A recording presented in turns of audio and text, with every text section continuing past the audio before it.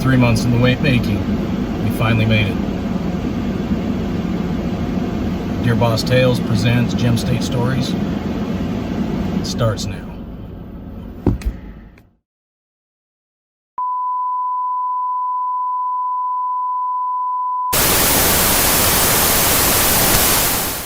There should be no law against killing people. This morning, the state put to death Paul Ezra Rhodes. 7 years ago today, a Pocatello woman was murdered, and that case remains unsolved. Our first victim is going to be Cassie's daughter. She's going to be alone in a big, dark house out in the middle of nowhere. How perfect can you get? Gathered tonight in Pocatello to show support for the family of 11-year-old Jeralee Underwood.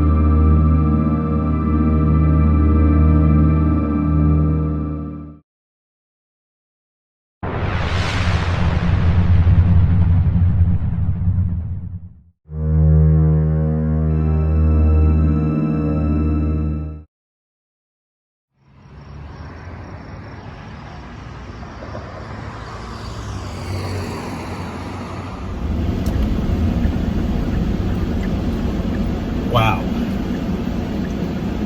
This is surreal. I have not been up in Idaho in a long time.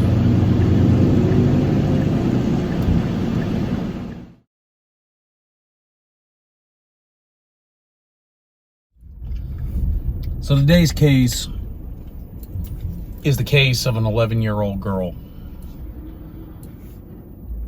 by the name of Jeralee Underwood.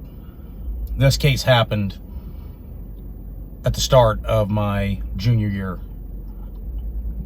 of high school when I was living in Blackfoot. In this case, I studied this case very thoroughly when it was happening. And I thought it would be the perfect video to actually start this series on. Now, normally I make these videos about the victim. I don't like to speak a lot about the killer, and I like to make them more about the victim. But in this case, we have to discuss the killer right off the bat to let you know how evil this man actually was. And that man's name was James Wood. He was raised in Pocatello by his mother until she passed away during a potato plant fire. He went on the skid and eventually moved away. He returned to Idaho while fleeing from his wife after his stepdaughter had accused him of raping her. He arrived in Pocatello, Idaho in late October of 1992. And it didn't take him very long to start a crime spree right here in Pocatello. Now, during the time that he arrived in Pocatello, James was looking for a place to live. And he ultimately ended up going to the home of his cousin, a guy by the name of Dave Haggard. After arriving at Haggard's home, Woods was invited in and served coffee by his cousin. After lying to Haggard and giving him a false sob story about how his wife had thrown him out, Dave Haggard allowed the man who he knew as Jimmy to stay in his home to help get him back on his feet.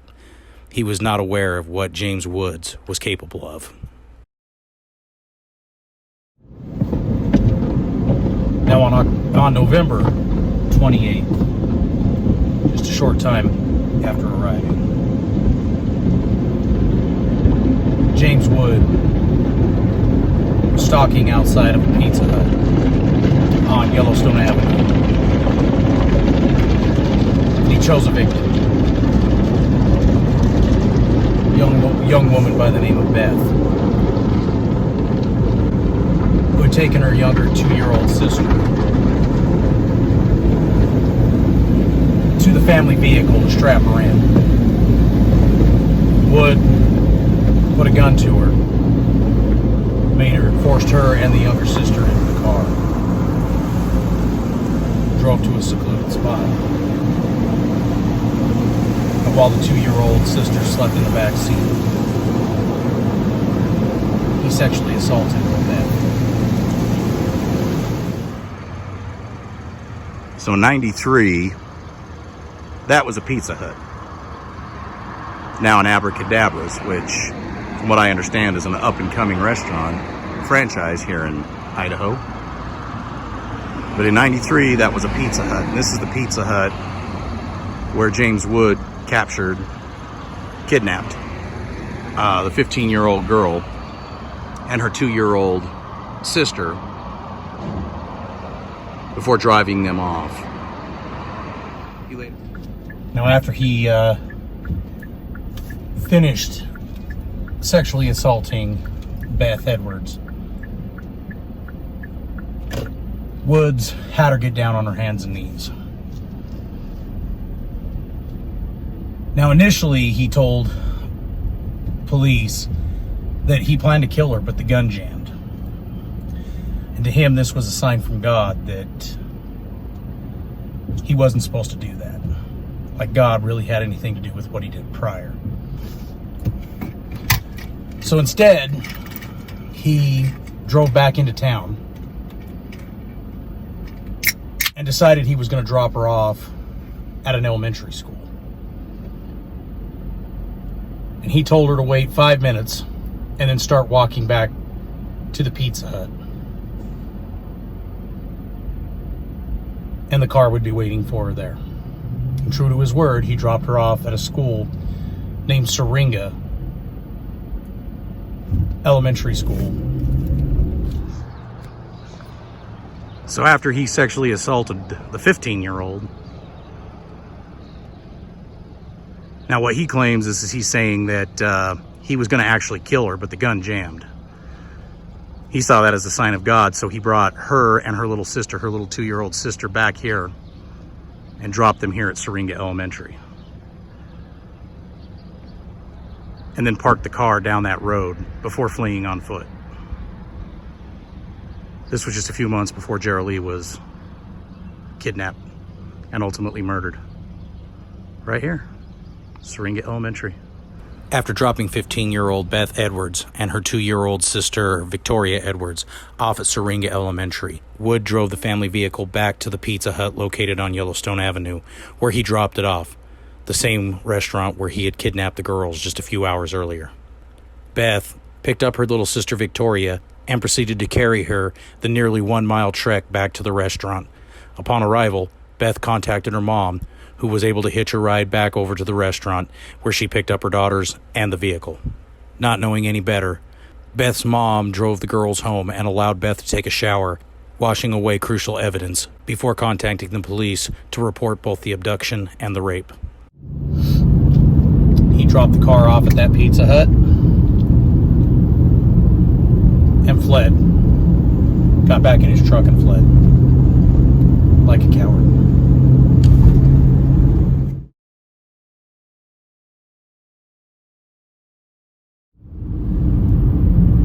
Now, throughout the winter and into the early spring, Woods robbed several places in Pocatello, including a Subway store. And on a trip to Utah, wound up raping a prostitute. And if I remember right, he actually attempted to kill her, but she jumped out of the vehicle. Now, Woods, believe it or not, was an incredibly talented artist. And he, because of this artistic ability, he ended up making friends with a woman named Liz Smith, who lived on Main Street in Pocatello. Now, Liz Smith was actually a friend of Dave Haggard's. Liz met James after Haggard called her one night and wanted her to come take a look at a mural that James Woods had painted in his house. Smith arrived a few hours later at Haggard's home and was mesmerized by the beautiful and very large mural Woods had painted on the wall. And Liz befriended James, thought he was weird, awkward, but was a big fan of his artwork and befriended him. And she would often have James over to her house. And through her, James met other people. And one of those people was another woman. James eventually would rape that woman's 14-year-old daughter. And then threaten that daughter that if she told anybody, he would kill her and her mom.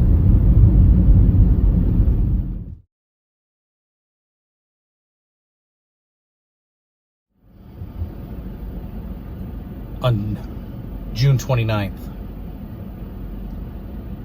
1993, Jeralee Underwood,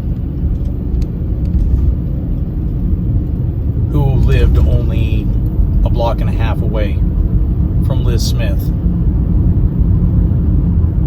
was getting ready to start her paper route. Now, normally she would ride her bike, but her bike was broken and her father was actually attempting to repair the bicycle at the time. And not wanting to waste time, Jeralee set out on foot on her paper route. It was collection day, the day that she went and collected the payment for everybody who ordered the Idaho State Journal. She collected the money to continue to deliver the paper. And the reason that she was doing this was it was a couple of days early, but her family had planned to go out of town on the weekend when they would normally collect, and she wanted to get her collection done previous so she didn't have to worry about it over the weekend. Now we're on our way right now to see Jeralee's home, and that's the home that her parents still reside in. Jeff and Joyce Underwood.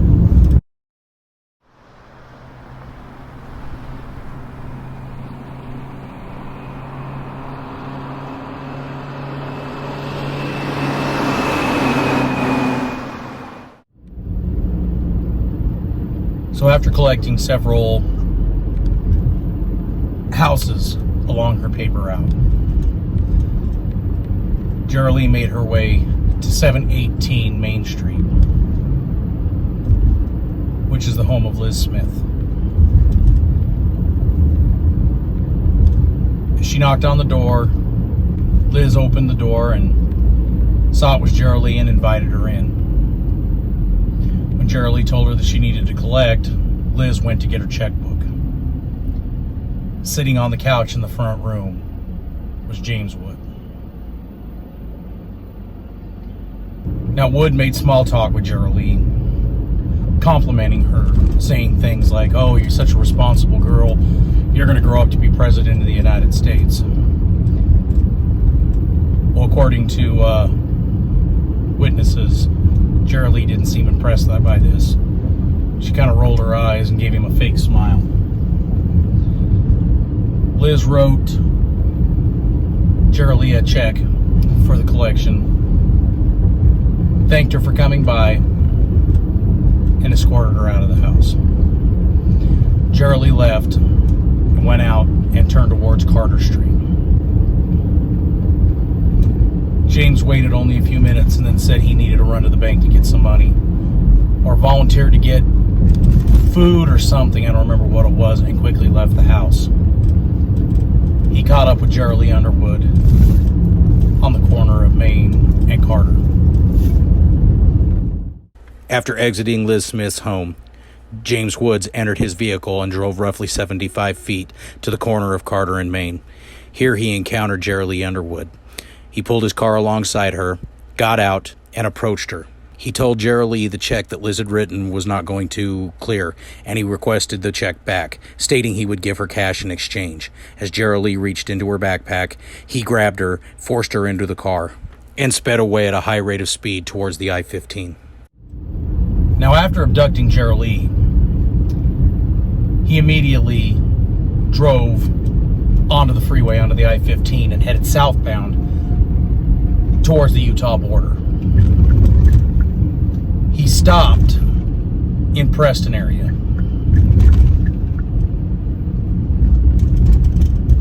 And it was during this time that he committed the first sexual assault of Jeralee. Now, during that time, after he completed his sick fantasy, they actually slept in the car. And at any point, Jeralee could have escaped, and nobody can figure out why she didn't do it. Nobody could figure out why she did not escape, but she didn't. Later on, after they woke up, Woods decided he didn't want to stay in the Preston area. So he drove back to Pocatello. When he got back to Pocatello, he had been listening to the radio, and by this time the news of Jeralee's abduction was all over the radio. And he knew that the Interstate 15 would probably be stopped, and they would be looking for him. So instead, he took the old highway, Highway 91, and went in the back way, heading north, going through my hometown of Blackfoot, and eventually into Idaho Falls, Idaho. He found a secluded spot near the Greenbelt, which is part of the Snake River, and he parked.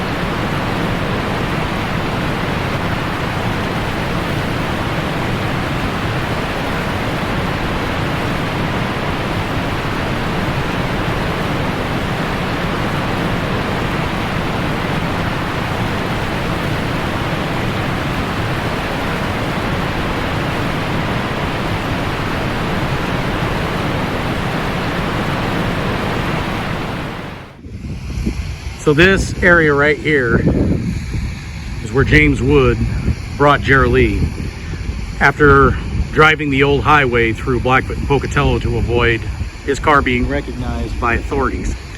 Now what you see over there, that's all brand new, but all that rock down there isn't. And he parked probably right about where that grassy area is, and they slept. Now, when they woke up, Jeralee said that she had to use the bathroom. So he let her down over to probably this area here, or that area right there. And while she was experiencing a call of nature, he shot and killed her. Shortly thereafter, he hid the body so nobody could find it. Now, none of this existed. This is all new construction here. But in '93, he hid the body, went back to Pocatello, changed clothes, and then came back, dismembered her, and threw her into this river right here. And this is where only parts of her were found. And as you can see, because of the massive flow into the Greenbelt, big portions of her were never found. But this is it, right below where we're standing on this bridge. Now, Woods returned home. After killing Jeralee, he returned back to his home at Dave Haggard's home. Got a change of clothing, waited for Haggard to go to sleep, and then he drove back to Idaho Falls. Went back to the body, dismembered it, and began to throw it into the Snake River, into the Greenbelt. He drove back home and slept peacefully the rest of the night.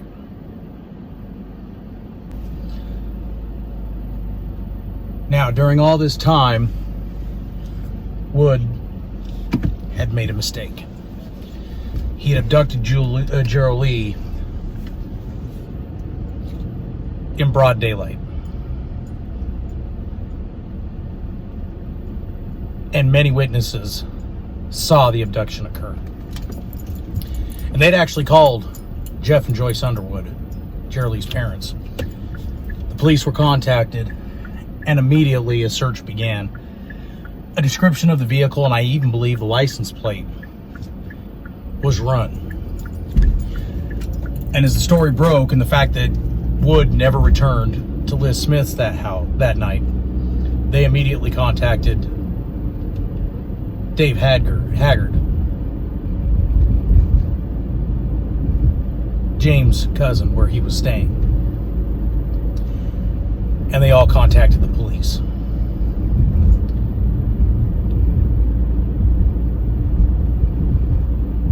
Didn't take very long for the police to put two and two together. And James was arrested.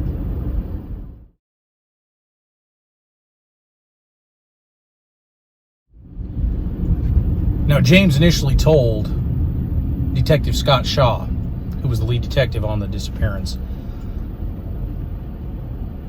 that he had abducted Jeralee, had driven to Preston, but dropped Jeralee off in Preston, and she was alive and well when he dropped her off in Preston, and that's probably where she was at. But under more interrogation, he cracked, and he admitted to what he had done.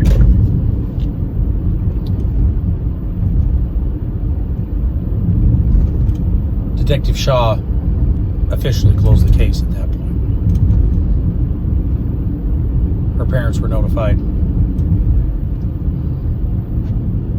The river was scoured, and only parts of Jeralee were recovered.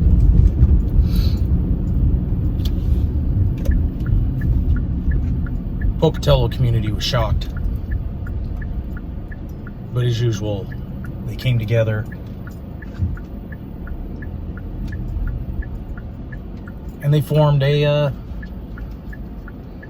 network of support for the Underwoods.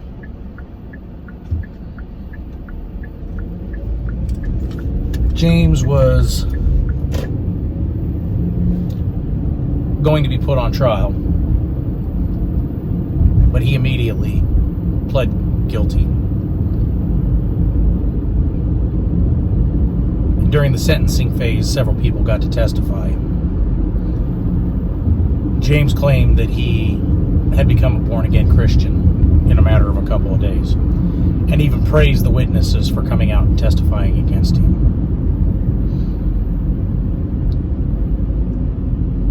James was sentenced to death by Judge Lynn Windmill. Funny enough, a high school friend of my father's called him the most evil person he'd ever seen in his life. And I'm inclined to agree.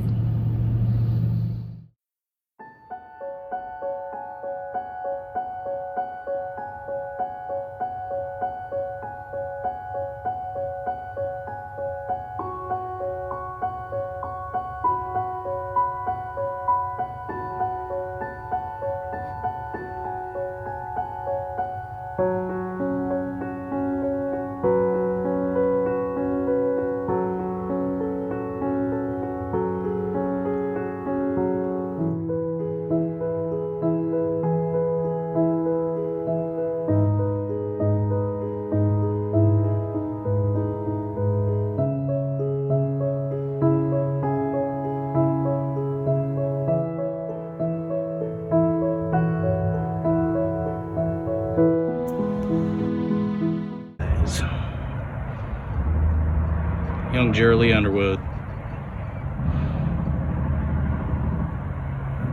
kidnapped by and murdered by James Wood. What a coward.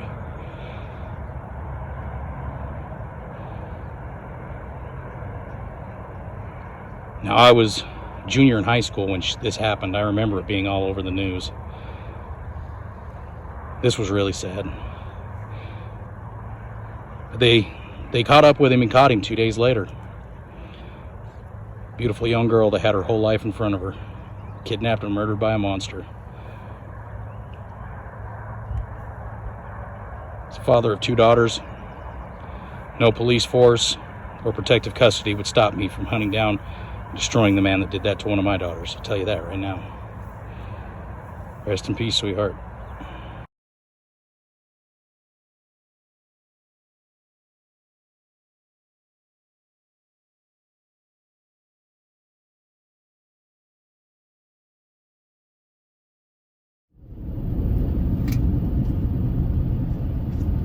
So that's it.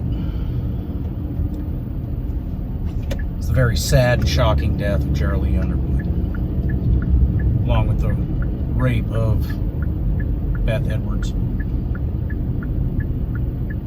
and all the people that were a victim of James Wood, who at this point is believed to possibly be tied to as many as 30 murders around the country. I want to thank you for joining me today on this journey. And until next time, deuces.